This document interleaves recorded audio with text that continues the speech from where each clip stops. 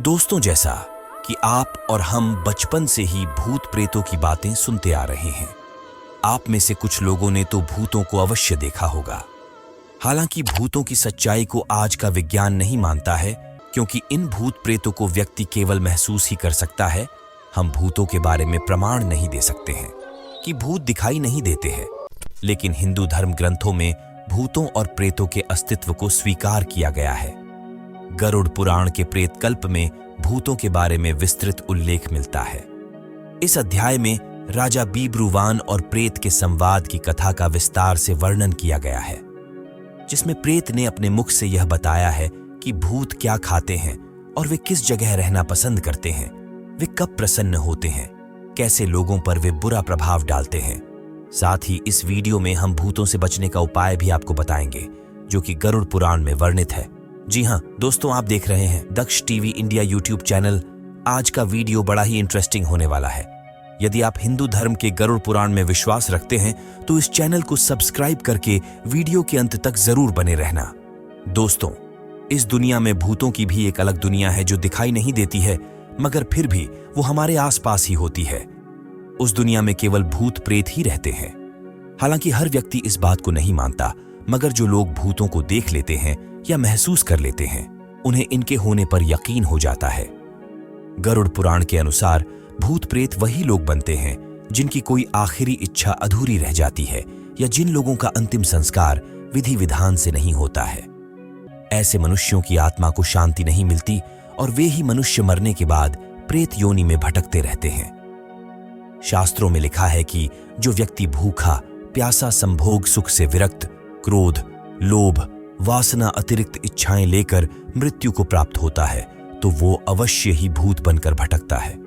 इसके अलावा जो व्यक्ति दुर्घटना, हत्या, आत्महत्या या फिर पानी में डूबकर मरा हो, वह भी भूत बनकर भटकता है। ऐसे व्यक्तियों की आत्माओं को तृप्ति करने के लिए हिंदू धर्म के अनुसार श्राद्ध और तर्पण किया जाता है। जो लोग अपने स्वजनों और पितरों का श्राद्ध और तर्पण नहीं करते, वह व्यक्ति उन आत्माओं द्वारा परेशान किया जाता है। दोस्तों, गरुड़ पुराण के अनुसार भूतों की खाने की इच्छा अधिक होती है और उन्हें प्यास भी अधिक लगती है, लेकिन तृप्ति कभी भी नहीं मिल पाती। आइए जान लेते हैं कि भूत प्रेत क्या खाते हैं। मगर दोस्तों, ये जानने से पहले भूतों के बारे में यह जानना जरूरी है कि वे कहाँ रहते हैं और क्या करते हैं, जैसा कि कहा गया है। भूत प्रेत बहुत दुखी और चिड़चिड़े होते हैं, और कई प्रेत तो हर समय इस बात की खोज करते रहते हैं कि उन्हें मुक्ति देने वाला कोई मिल जाए। ये कभी अपवित्र घर में तो कभी जंगल में भटकते रहते हैं। ज्यादा शोर, उजाला और मंत्र उच्चारण से यह दूर भागते हैं। इसीलिए भूतों को कृष्ण पक्ष ज्यादा पसंद होता है। तेरस, चौदस और अमावस्या को यह अधिक सक्रिय रहते हैं। भूत प्रेत उन स्थान पर आते जाते रहते हैं जिन स्थान से मृतक का अपने जीवन काल में पहले संबंध रहा होता है। इनके अलावा सुनसान और वीरान जगहों पर रहना इनका स्वभाव होता है। इसीलिए बहुत दिनों से खाली पड़े घर में जंगल में भूतों का वास हो जाता है।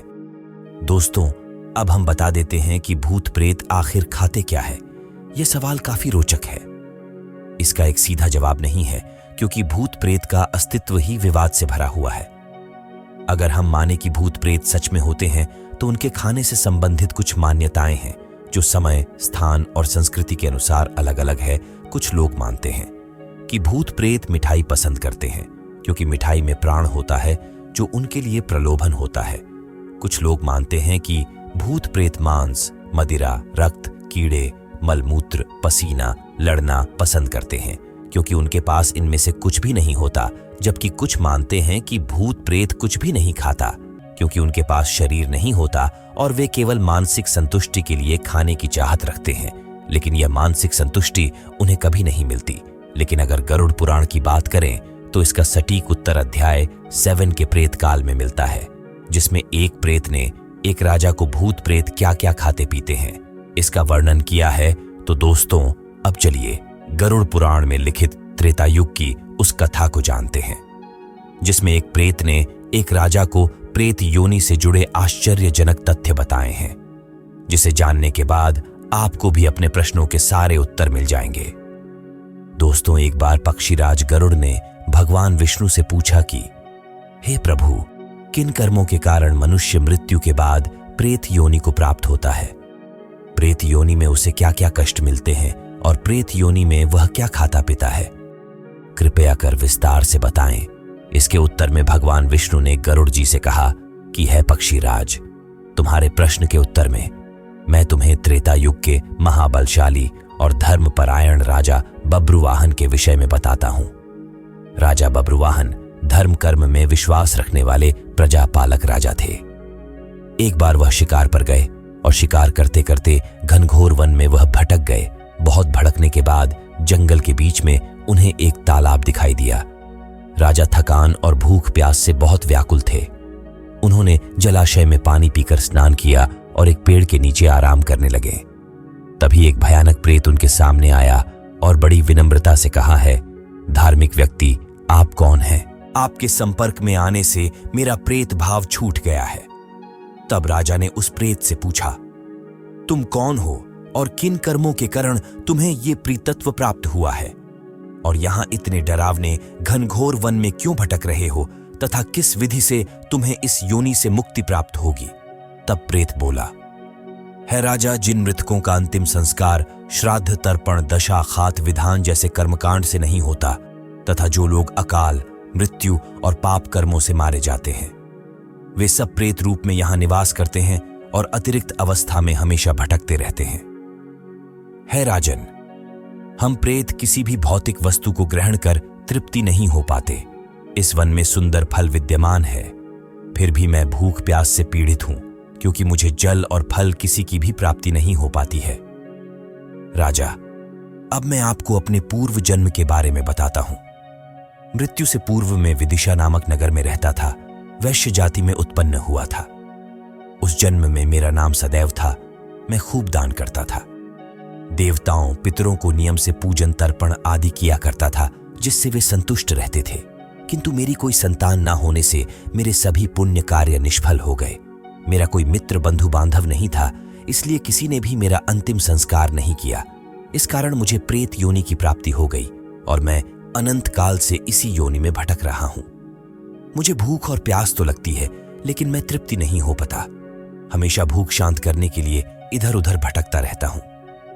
अब मैं आपको एक मणि दे रहा हूं।